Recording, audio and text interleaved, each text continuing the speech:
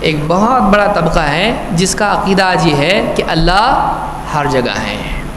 وہ یہ سمجھتے ہیں کہ اللہ کو ہر جگہ ماننا اللہ کی قدرت کو ہر اعتبار سے پاورفل ماننا ہے، کہ اللہ کی قدرت کا اظہار ہے کہ اللہ کو ہی مانا جائے ہر جگہ ہے.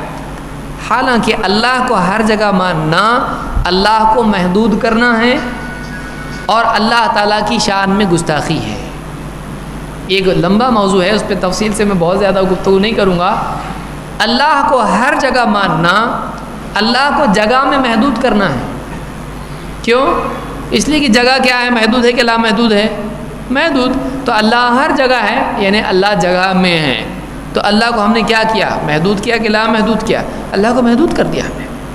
اور یہ ایسا جملہ ہے جو نہ اللہ کے نبی صلی اللہ علیہ وسلم نے کہا، نہ صحابہ نے کہا، نہ سلف نے کہا. اللہ ہر جگہ ہے کا جملہ نہ قرآن میں ہے، نہ سنت میں ہے، نہ صحابہ سے ملتا ہے، نہ چاروں اماموں سے ملتا ہے. لا کے بتاؤ اللہ ہر جگہ ہے کا جملہ کہیں نہیں، یہ کسی جگہ نہیں ہے. اللہ ہر جگہ ہے کا جملہ کسی جگہ آپ کو نہیں ملے گا. یہ کس جگہ ملے گا؟ جن کو علم کم ہے ان کی عقل میں اس کو جگہ ملے گی آپ کو.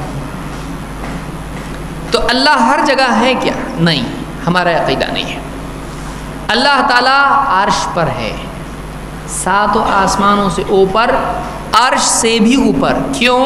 اس لیے کہ اللہ تعالیٰ کو ہم جگہ میں محدود نہیں مانتے ہیں. جب ساری جگہیں ختم ہو جاتی ہیں اس سے اوپر اللہ تعالیٰ ہے. تو یہ زیادہ اچھا عقیدہ ہے کہ جگہ میں ماننا اچھا عقیدہ ہے. پھر جب جگہ نہیں تھی تو کہاں تھا؟ جگہ تو بعد میں آئی کہ پہلے سے ہے جگہ. اللہ نے آسمان و زمین بنائے تو یہ جگہ ہے. تو اللہ تعالیٰ اس سے پہلے بھی تو تھا نا. تو اللہ تعالیٰ کو یہ ماننا کہ اللہ تعالیٰ ساتوں آسمانوں سے، سب زمین سے، سب سے اوپر ہے، وہ جگہ میں نہیں ہے، یہ عقیدہ اچھا ہے. یہ ماننا اچھا ہے کہ اللہ ہر جگہ میں ہے. آپ سوچئے. دوسری بات، ہر جگہ میں ماننا یہ اللہ کی ذات میں عیب پیدا کرتا ہے. اسی لیے ابو الحسن اشعری رحمۃ اللہ علیہ نے اپنی کتاب الابانہ وغیرہ میں کہا ہے کہ جو آدمی یہ کہتا ہے اس سے پوچھو کیا مریم کے پیٹ میں بھی اللہ تھا؟ ہر جگہ ہے بھائی، تو کیا مریم کے پیٹ میں جگہ نہیں ہے؟ کیا بت میں بھی اللہ ہے؟ مجبوراً اس کو کیا بولنا پڑے گا؟ ہاں، ایک بت بنا لے کوئی آدمی کہ ہر جگہ ہے نا، تو اس جگہ میں ہے کیا بت میں؟ اور پھر بیت الخلاء میں، پھر ہر گندگی میں. آپ کیا کہیں گے؟ جب ہر جگہ بول رہا ہے تو اس سے یہ لازم آتا ہے کہ اللہ کی شان میں گستاخی ہو، نعوذ باللہ.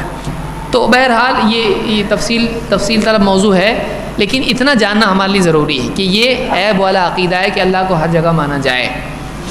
کوئی آدمی کہتا ہے کہ ہم ویسا نہیں مانتے جیسا آپ بتا رہے، ہم سب سے پاک مانتے ہیں. ہم بتاؤ صحابہ نے ایسا عقیدہ گھڑا کیا؟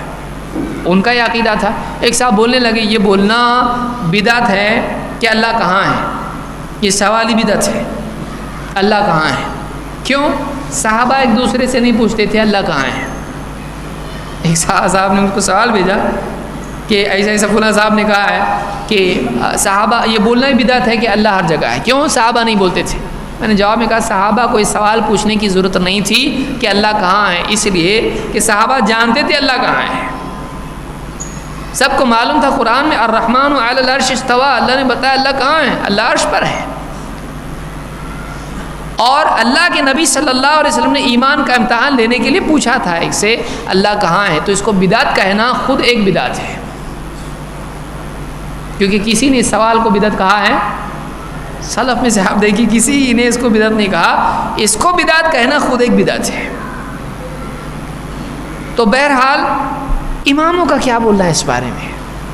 4 امام برحق ہم مان کے آئے ہیں پہلے، اب وہ بھی مانتے ہیں ہم بھی مانتے ہیں، تو پھر اب کچھ بولنا نہیں آگے کہ نہیں ایسا نہیں ویسا ہے، ہمارے امام کا ایسا بولنا ہے. آئیے دیکھتے ہیں کیا ہے. امام مالک رحمۃ اللہ علیہ فرماتے ہیں اللہ فی السماء